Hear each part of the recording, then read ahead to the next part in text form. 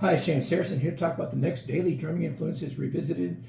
Today it is someone special in my life. It is Tom Vanarsdel. Tom was my original percussion teacher at Murray State University when I started there.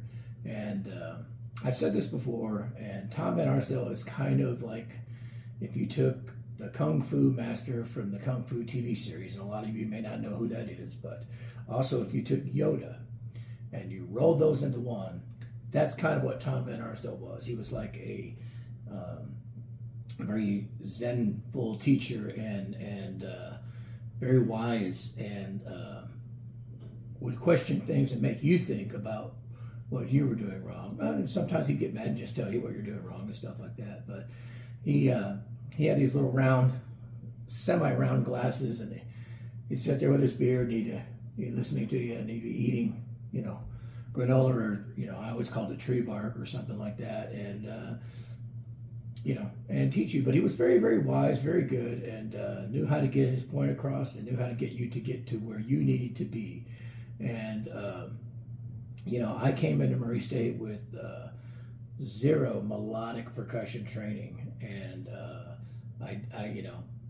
Tom has I'm like most teachers. I'm sure they have a blueprint that they like to run everybody through. But Tom was very good at adjusting his blueprint based on what your needs were to be a total percussionist. And I was very, very strong in the snare drum area, and rudimental snare drum and snare drum period. So I didn't start where a lot of other people started there. And then I advanced in that quickly to a point where he's like, yeah, you don't need to study snare drum anymore. We would just do an etude or a solo now and then. My work needed to be on keyboard, specifically keyboard percussion and timpani, where I understood how it worked. I didn't have a sense of reading the notes on the spaces and stuff.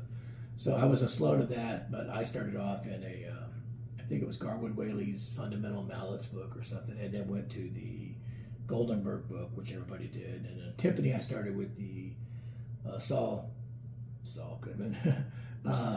Sorry, that made me think of that TV show. But it was the Goodman timpani book, and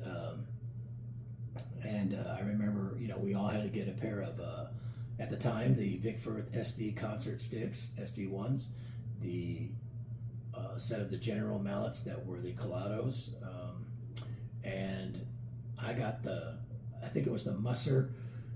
They had rattan shafts and they had the yellow rubber balls. That was kind of our beginning startup set. And then he gave us a Lone Star percussion catalog, and you would build you had to get a briefcase, and we build your arsenal of equipment over time, if you want to, your implements.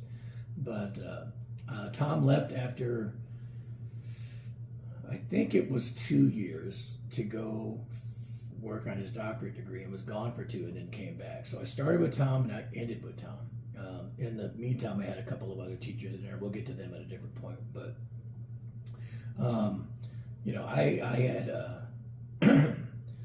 heard of Tom long before, because I was in the same town. I went to Murray High School. And I had a friend who was from Reedland High School in Paducah.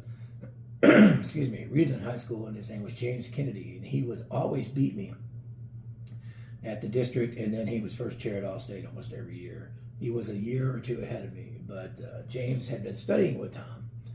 So James left after a couple years and went to Houston, I believe, but he was so far advanced, and especially in the melodic percussion area, than I was. But like I said, Tom was a great guy. He would help out students by putting you to work if you needed money to buy stuff, and you'd be mowing his lawn or painting his fence or whatever, and he'd help you out so you could afford to get things. And Tom was just one of those guys that's like a life mentor, if you want to call him that. And that's what he is to me. Very special. If I do anything, a lot of times he would chime in and give me his opinion of it or something like that. So it'd be hard not to say that he wasn't a major influence. He's definitely a major influence, and one of the top influences of all time for me. And the fact that he would listen to me and put up with me is part of it too. So one of the Drummer, daily drumming influence for the day, Tom Vanarsdel from Murray, Kentucky.